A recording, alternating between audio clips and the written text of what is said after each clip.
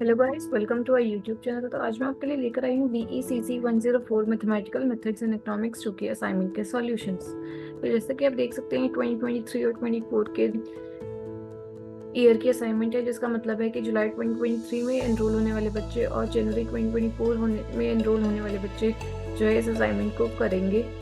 तो आइए देखते हैं इसका क्वेश्चन पेपर पहले, फिर चलेंगे इसके आंसर की तरफ। यहाँ पे आपको एक नोट मिल जाएगा जहाँ पे लिखा है कि जुलाई 2023 में एनरोल करने वाले बच्चों को असाइनमेंट जो है वो 31 मार्च 2024 तक सबमिट करनी है, और जुलाई जनवरी 2024 में एनरोल करने वाले बच्चों को 31 अक्टूबर 2024 तक ये असाइनमेंट सबमिट करनी है। तो आइए इस क्वेश्चन पेपर देखते हैं।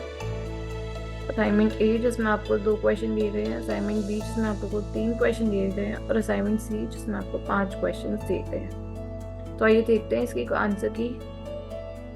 ओके, तो मैं क्वेश्चन पेपर को साथ में रखूंगी ताकि मैं आपको आंसर समझा सकूं। तो ये है क्वेश्चन नंबर 1, जिसमें आपको ए और बी दिया गया है, और फर्स्ट पार्ट है आपको रैंक निकालनी है ए और बी की। तो यहाँ पे रैंक निकालने के लिए आपको नंबर ऑफ पिवट कॉलम्स, जो बेसिकली जहाँ पे 1 होता है, आइडेंटिटी मैट्रिक्स बनाने की हम कोशिश करते हैं, और जितने भी कॉलम्स में 1 होता है मतलब कि उतनी ही रैंक होती है। तो आइए देखते हैं। पहले मैंने यहाँ रो ऑपरेशन लगाया, तो मैंने बेसिकली यहाँ पे -1 को नीचे लाके 1 को ऊपर कर दिया, और मैंने रो एक्सचेंज कर दी, रो 1 को रो 2 कर दिया और रो 2 को रो 1।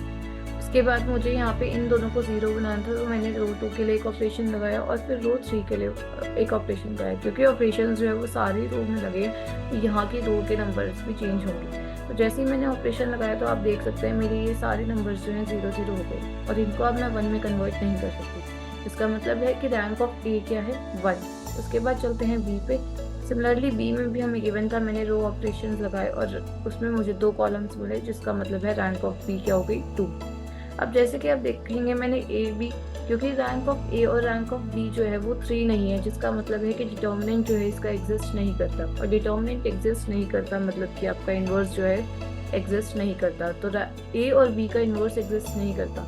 अब चलते हैं हम ए बी की तरफ। ए बी हमारा देख सकते हैं आप यहाँ पे 0 0 0 हो गया, 0 0 0 हो गया मतलब कि इसका डिटर्मिनेंट भी 0 है, और 1/0 मतलब कि इन्फिनिटी। अगर डिटर्मिनेंट 0 होता है तो मतलब हमारा जो है इन्वर्स एग्जिस्ट नहीं करता, और वहीं यहाँ पे मैंने लिखा है कि ए बी का इन्वर्स एग्जिस्ट नहीं करेगा, और क्योंकि बी और ए का इन्वर्स भी एग्जिस्ट नहीं करेगा, तो ये क्वेश्चन जो है सॉल्व नहीं हो सकता। सिमिलरली आपको थर्ड और फोर्थ पार्ट में भी इन्वर्स शो करने पड़ेंगे, लेकिन क्योंकि इनके इन्वर्स ही एग्जिस्ट नहीं कर सकते, तो आप इन दोनों पार्ट्स को सॉल्व नहीं कर सकते। इसीलिए मैंने यहाँ लिखा है कि inverse of A and inverse of B does not exist. Question number 2 में चलते हैं। आपको x1 यूटिलिटी फंक्शन दिया गया है, प्राइस ऑफ x1 दिया है, प्राइस ऑफ x2 दिया गया है, और आपको इनकम दी गई है। आपको निकालने हैं x1 और x2 की मैक्सिमम क्वांटिटी, और उसके बाद डिमांड का डिराइव करना है। तो सिंपल सा फॉर्मूला है, ऑप्टिमम पे marginal utility of x1 upon marginal utility of x2 is equal to price of x1 upon में प्राइस ऑफ x2। मैंने इसे यहाँ सॉल्व करके दिखाया हुआ है, और फाइनल में mu1 अपॉन में mu2 जो है वो आ गया है। ऑप्टिमम में मैंने इक्वालिटी की x2 ये आया, और जिससे मेरे x1 और x2 की वैल्यू आ गई। तो ये थे ऑप्टिमम x1 एंड x2। अब मुझे डिमांड कब निकालना था, मुझे P1 और P2 और अब हमारी इनकम जो M है उसको कांस्टेंट रखना पड़ेगा, इसलिए मैंने उसे P1 P2 के टर्म्स में रखा है। जैसे कि आपको पता है ऑप्टिमम ये आ रहा था, मैंने P1 और P3 और 4 को हटा के P1 P2 डाल दिया, तो हमारे पास यहाँ पे आ गया x1 का डिमांड कर्व जो कि हमारे इनकम और P1 के टर्म्स में है, और x2 का डिमांड कर्व जो कि हमारे M और P2 के टर्म्स में है। तो आइए चलते हैं क्वेश्चन नंबर 3 पे। क्वेश्चन नंबर 3 कहते हैं कि एक फंक्शन दिया गया है, उसके स्टेशनरी पॉइंट्स निकालो, और फिर देखो कि ये स्टेशनरी पॉइंट्स जो है वो रिलेटिव मैक्सिमम देंगे, मिनिमम देंगे, इन्फ्लेक्शन पॉइंट देंगे, या फिर सेटल पॉइंट देंगे। तो मैंने क्वेश्चन नंबर 3 किया, मैंने इसके स्टेशनरी पॉइंट्स इजीली आ गए, आप देख सकते हैं निकल गए। उसके बाद हमें बोला गया है कि इसके चेक करो, तो हमने f निकाल लिया, मतलब कि सेकेंड डेरिवेटिव निकाल ली, और उसके बाद हमने d की वैल्यू निकाल ली। d की वैल्यू क्योंकि माइनस नेगेटिव है, लेस देन 0 है, तो इसलिए ये वाला पॉइंट हमारा सेटल पॉइंट हो गया, और क्योंकि वो ग्रेटर देन 0 है तो वो हमारा रिलेटिव मैक्सिमम दे रहा है। क्वेश्चन नंबर 4 में आपको डिफरेंशियल इक्वेशन सॉल्व करने के लिए बोली गई है। यहाँ पे मैंने उसे सॉल्व किया है। तो जैसे कि आप देख सकते हैं यहाँ पे पहले मैंने FD किया, फंक्शन ऑफ d बनाया, और उसके बाद उसके d की 2 रूट्स निकाले, और 2 रूट्स को यहाँ पर लिख के हमारे पास ये एक जनरल सॉल्यूशन आ गया। जब हमें y0 दिया गया है कि y0 पे 4 है, तो उसको इक्वेट करके हमने c1 की वैल्यू निकाली। सिमिलरली हमने सी क्यूब की वैल्यू ऐसे निकाली जब हमें y dash 0 is equal to 1 दिया गया था। आप यहाँ पे प्रोसेस इजीली देख सकते हैं और इसीलिए हमारे पास फाइनल बाई की इक्वेशन आ गई, एक जनरल इक्वेशन। क्वेश्चन नंबर 5 हमें दिया गया है मैक्सिमम वैल्यू निकाल लो for X Y if I X are constraint to 1। तो सीधी सी बात है, आप दो वेज में इसे सॉल्व करने के लिए बोला गया है, सब्स्टिट्यूशन और लैग्रांजियन। पहले सब्स्टिट्यूशन से करें, y is equal to 1 minus x को यहाँ पुट करें और वैसे आपके पास 1/2 1/2 1 मैक्सिमम वैल्यू जैसे निकलेगी आप इन दोनों को यहाँ पे पुट कर दीजिए, आपके पास 1/4 आ गया z की मैक्सिमम वैल्यू। सिमिलरली लैग्रांज में आपको बोला गया है, लैग्रांज को भी मैंने यहाँ सॉल्व किया हुआ है, आप देख सकते हैं।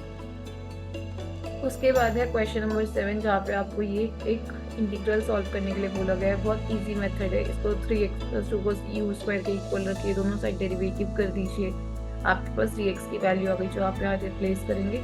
और क्योंकि आपको 7x - 2 को भी u के टर्म्स में लाना है तो हमने x की वैल्यू निकाल के यहाँ 7x - 2 में पुट कर दी और फिर पूरा फंक्शन u के टर्म्स में आ गया और डेरिवेटिव भी हम इंटीग्रेट भी हम du के टर्म्स में करेंगे। जैसे ही हमने यहाँ इसे सॉल्व किया, ये हमारे पास फंक्शन आ गया और ये हमारे पास फाइनल आंसर आ गया।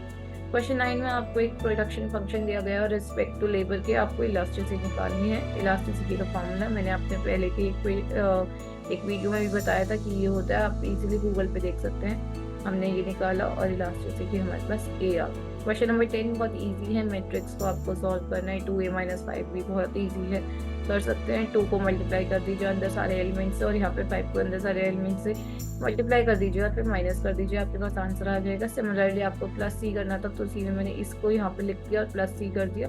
और ए ट्रांसपोज बी करना था, मतलब कि इसका ट्रांसपोज लेके इससे साथ मल्टीप्लाई करना था तो वो भी मैंने यहाँ पे कर दिया। जितने भी आपके थ्योरी क्वेश्चन हैं वो इजीली आपको गूगल पे या फिर बहुत इजीली आपको आपकी बुक्स में से मिल जाएंगे। आप वहाँ से इनकी छोटे छोटे शॉर्ट नोट्स जो है वो ऐड कर सकते हैं। फिर भी अगर आपको उससे ढूंढने में दिक्कत हो तो आप कमेंट सेक्शन में मेंशन कर सकते हैं, मैं उनको भी ऐड करने की ज़रूर कोशिश करूँगी अपनी एक नई वीडियो बनाकर।